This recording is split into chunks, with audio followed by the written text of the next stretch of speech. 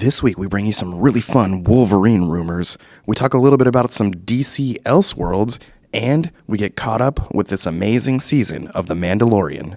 Welcome to the Infinite Taylorverse.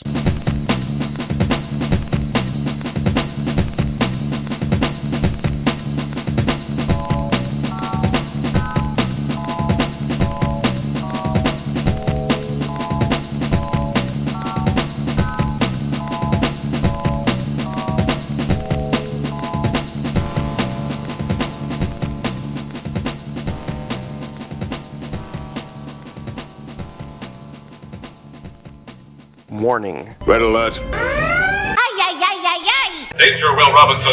Danger. That's the emergency alert. This episode is full of spoilers for some of the latest and greatest nerdy movies and shows. Spoilers. Listener discretion is advised. What's up, everybody? Welcome to the Infinite Taylorverse podcast. I'm Billy Taylor. And I'm Taylor Oxner. And this week, we are coming off of our really happy high from having a convention last week. Yeah. And any one of you that were there, you know it was a blast. And we're just so pumped from how good it was. And we're just so excited for the things to come this summer and next year. And anyway, all that to say, Taylor, let's start with what have you been nerding out about this week, man?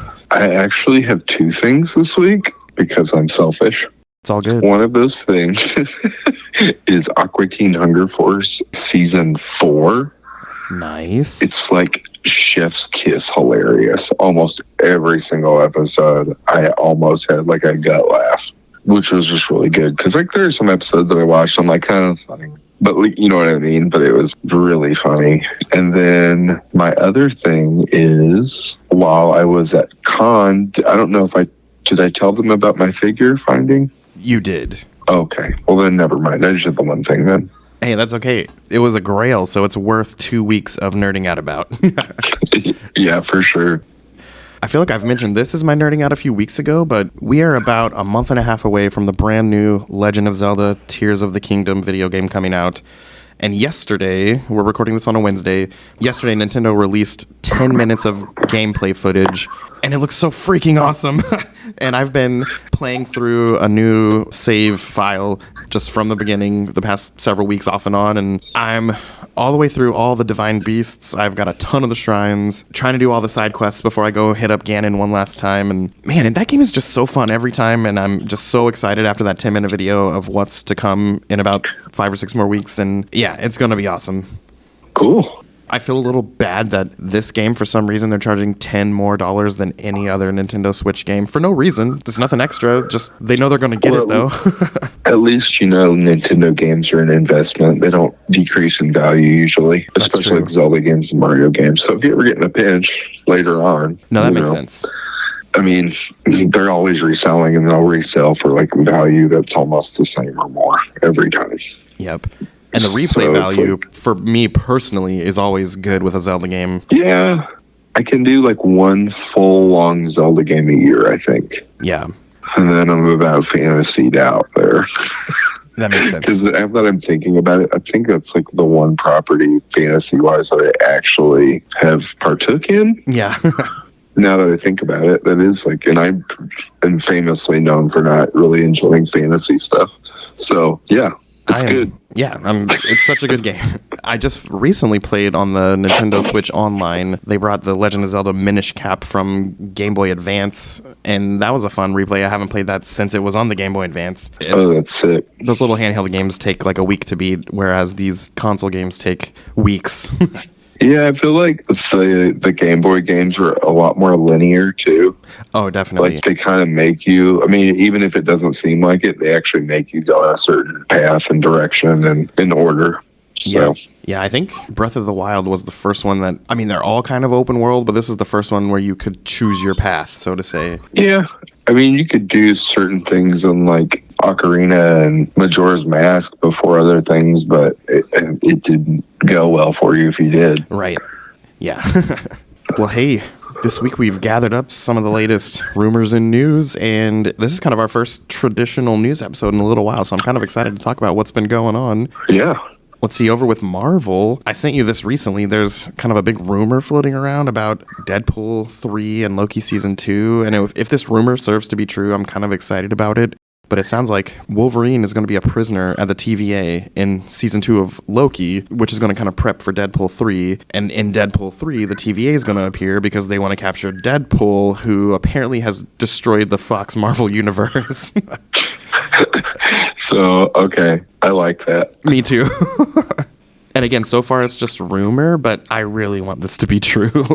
Yeah, that would be a really interesting way to do that. And with all like the kind of weird, bad stuff that we've gotten from Marvel recently, news-wise, and just it's good to hear that. Yep. We also got some of our first set photos from Captain America New World Order, and it showed Anthony Mackie, for some reason wearing his arm in a sling. Something's wrong. But he's interacting with Liv Tyler, who we know played Betty Ross in the Incredible Hulk movie. So there's going to be some interaction with that character. And then, of course, her dad is Thunderbolt Ross. And we're supposed to get, Harrison Ford showing up as Thunderbolt Ross in this movie. So I'm kind of excited to see all of that playing out. Yeah, I want to see how it ties in with Thunderbolts and the Red Hulk. Yep. I think that's what everyone's really waiting for, is that Red Hulk. Yep. And some of the rumors for this movie are that abandoned celestial body from the Eternals movie, apparently the whole world's fighting over it, and it's because it contains adamantium inside of it, and they're going to be fighting over adamantium. So that's kind of exciting. Mm-hmm. Which is also super Wolverine. Yep. It's almost like they're making adamantium more like vibranium, like in the comics. Yeah. Which is kind of interesting that they're going to have both kind of the same. Like you have people trying to steal vibranium, and then you also have people trying to steal adamantium. To me, that's really interesting. I don't know. Yeah. And hey, if this means we get Wolverine sooner than later, I'm pretty excited about it. Yeah. And more Weapon X stuff, and hopefully, and it's a long stretch, but if we get Weapon X stuff, that means we'll get Department H stuff, which means we might get Alpha Flight. Dude, that would be so cool. And I know that's a really far stretch, but hey, if Guardians of the Galaxy can be successful, Alpha Flight can be successful. 100%. And a quick tidbit about Guardians of the Galaxy Volume 3, it sounds like this is going to be the longest Marvel movie to date, is what I read today. Goodness. So that's going to be long. Yeah, I mean, that's got to creep up on 4 hours, yeah? Yeah, a little over 3 it would have to be. Because isn't Endgame's the longest, right? Yeah. Isn't that like 3 hours and like 20 minutes? I think it's nearly 3 hours. Oh, okay. So this one would have to be, they're saying it's the longest movie to date. It might be, a minute or two longer. Yeah, that's true. But still. That's true. I'm excited. You bring me all the long Marvel movies. Yeah. We also got some set photos from Daredevil Born Again, and we see Wilson Fisk, who it sounds like he might be running for mayor. And it also sounds like this show, at least partly, maybe not the whole thing, but part of it, is going to be taking place during the blip, which would explain why a ton of characters from the Netflix show aren't going to be in this series, at least at the beginning. And it also sounds like it might fill in some of the gaps about, like, how did he become Peter's lawyer and all that stuff. So, yeah, I'm excited to see all of those things come to play, and the fact that it might take place during the blip is a little intriguing to me. Yeah, also, I had read that it already got greenlit for a season 2. I saw that, too. Which is nuts. So it must be good. Yeah. Or at least they have faith in it. Yep. And one final little bit of Marvel news. Secret Invasion finally has a premiere date, and it's going to come out June 21st. So we're just a few months away from that coming, too. Yeah. I'm real excited for that. Oh, me too. I can't wait to see who's been, not who they say they are the whole time. They're going to do something like that to us. Oh, I know. Well, let's see. Over on DC, there's a little bit of news. We talked a little bit about that new Elseworlds DC CW show called Gotham Knights. Have you seen any of that yet? No, I haven't. I haven't really even. It's not even on my radar, to be completely honest. Hey, 100% get it, because the track record for CW, it's for every good show, there's a not so good show or two. And I have to say that it's only had 3 episodes so far, and I've been watching it just out of some sort of nerd obligation. And if I had to miss it and I was told I could never watch it again, I wouldn't cry. Like, it's not, oh my gosh, mind-blowing. But on the flip side, if you're into cop procedural type shows, it's not bad if you look at it that way, because it doesn't follow any superheroes. It follows this random adopted kid of Bruce Wayne. Again, it's an Elseworld story. And just so far, it's like, ooh, the mystery. So far, we know the Court of Owls is the bad guys, and just trying to figure out how the murder was set up and everything. And funny enough, I read an article today that critics are ripping this thing a new one.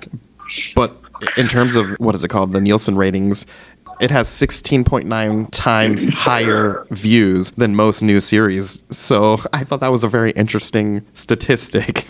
Yeah, I mean, anything with Batman on it's going to sell well, at least at first. Yeah. So we'll see. Yeah, at this point, I'm intrigued enough to know how it unfolds. It's nothing really to phone home about, like, oh my gosh, this is mind-blowingly good, but I'm kind of sucked in, so I can give it that much, I guess. Right on. Let's see, Superman and Lois Season 3 continues to be really good. I hands down will stand on this hill and say that this is the best CW show, in my opinion. They've introduced a new bad guy. They've introduced, spoiler alert, Lois has cancer. And of course, they're not going to kill off Lois Lane. She's one of the titular characters, but they've got to get through that somehow. And it's just very dramatic, but in a good drama way, like the way TV should be, not a teen angsty type drama, which, don't get me wrong, there's a little bit of that too. But I'm really enjoying it. Okay. Ooh, and then anyone who's been following the Joker series, the Joaquin Phoenix Joker movie, they just released the first official images of Lady Gaga actually dressed as Harley Quinn, and I thought that looked pretty cool. I saw that picture too, and I was like, I was confused by it actually, because at least Joaquin Phoenix looks like the Joker. Yeah.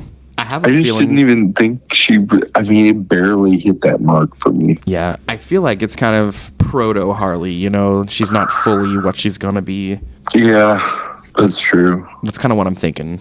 And let's see, one last little bit of DC stuff. I watched Shazam! Fury of the Gods last week, and my opinion is if you liked the first one, you're going to like this one. It was fun. It hit all the beats, had appropriate amount of comedy. I really liked the couple cameos that were in it. Nothing big, nothing crazy, but it's weird that it leaves it open. Knowing this whole thing is going to be rebooted, the whole DCEU is turning into James Gunn and Peter Safran's version of the DCU.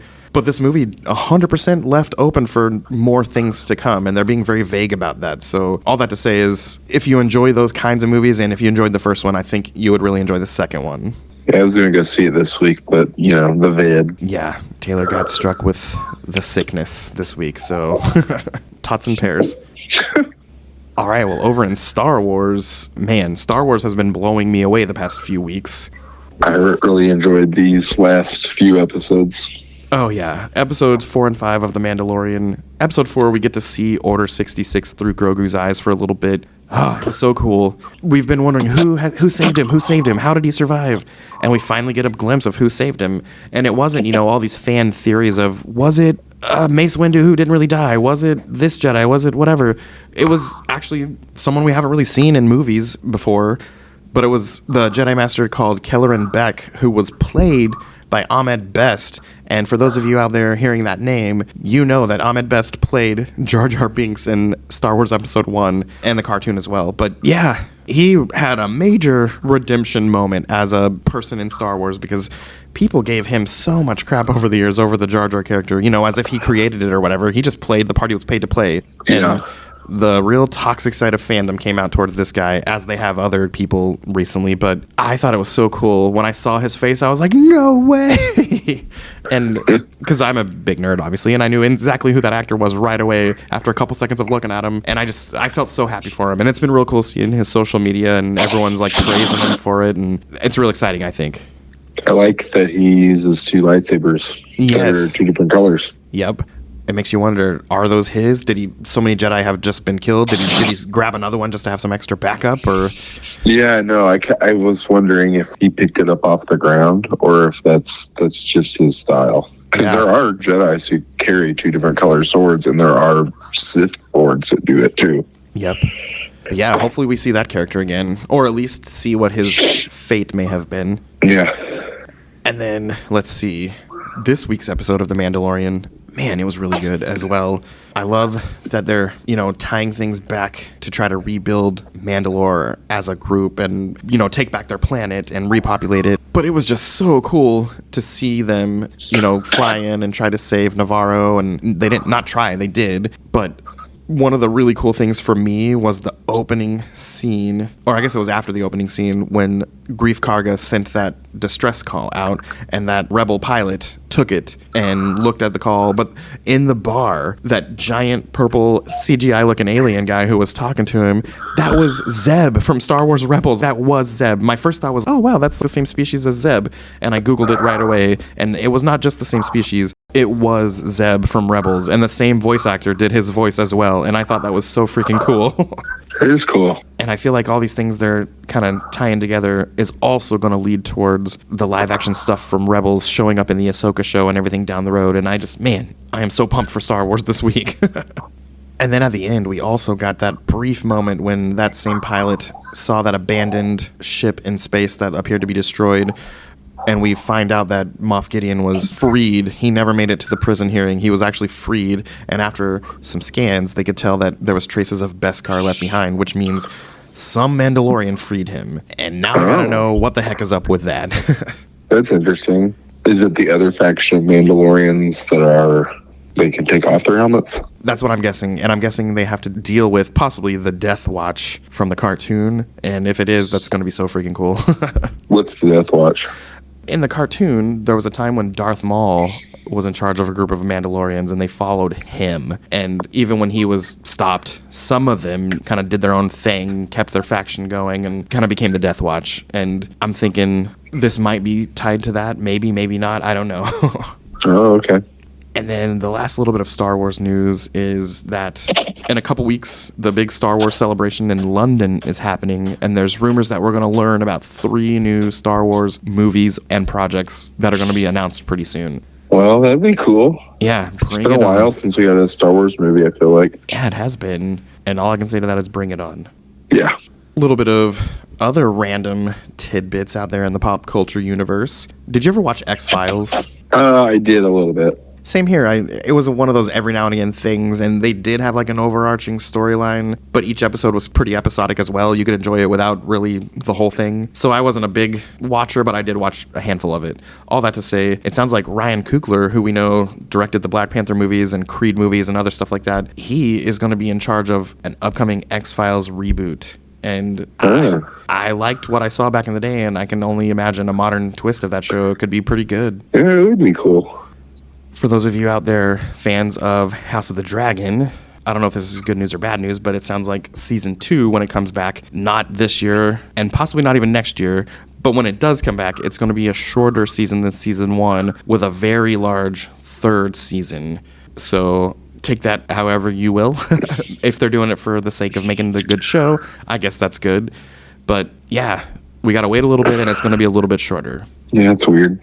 Then, the movie Dungeons & Dragons Honor Among Thieves, I actually really want to see that. Haven't had a chance to see it yet, but it has a 90% on Rotten Tomatoes right now. It's certified fresh. Must be pretty funny. Yeah, and again, I don't always take a lot of stake in these Rotten Tomatoes and other reviews and stuff, but a lot of times when they say they're really good, they wind up being pretty good. So that just made me want to see it even more than I already did. Yeah. It has one of Hollywood's hunky Chris's in it, so throw Chris Pine in a movie and I'm going to go see it. Ooh, and then for you video game fans, it sounds like Teenage Mutant Ninja Turtles: The Last Ronin, which is a really cool book. If you haven't read it, it's 100% worth a read. It's kind of an Elseworlds Ninja Turtle story. It takes place in a dystopian future where Michelangelo's the remaining turtle. All of his brothers are dead. Splinter's dead. Lots of people are dead. It's kind of sad. All that to say is it's being turned into a video game in the style of the recent God of War games, and that sounds awesome. Yeah, it sounds brutal. I mean, I'm in. Yes. I only have the Nintendo Switch, so I can't really play a lot of the awesome games, but man, they keep coming out with games that make me second guess whether I'm going to buy one of these consoles or not. Still need to play Spider-Man all the way through. Yeah, it's so good. But yeah, there's a little bit of local news. Last week was going to be the Comic Coffee House trivia night with Game of Thrones, but they had to postpone. It sounds like not enough people signed up. So instead of, one team showing up, they just postponed it for next month. So stay tuned for information about that on social media and everything from the Comic Coffee House. But yeah, that's about all the news this week. Pretty light news week, but filled with good news. Yeah, for sure. But hey, as for us here at the Taylorverse, I've been Billy Taylor. And I'm Taylor Rochester. And come back next week once again just to hear what's going on. And we can't wait to talk about what's to come. Yep. See you guys later. Bye. Bye.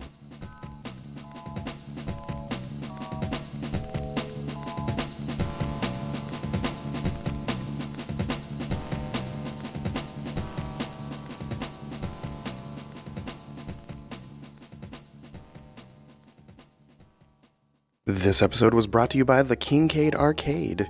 For all of your arcade needs and video game fulfillment, go head on over to the Kingcade Arcade at the Oak Park Mall in Overland Park, Kansas. These guys have every imaginable classic game possible. They have arcades. They have every console you could think of. They have special tournaments all the time. They set up parties and events for all of your party needs. So head on over there once again to the Kingcade Arcade at the Oak Park Mall in Overland Park, Kansas. Go get a bracelet, go play free play the whole time, and have a blast.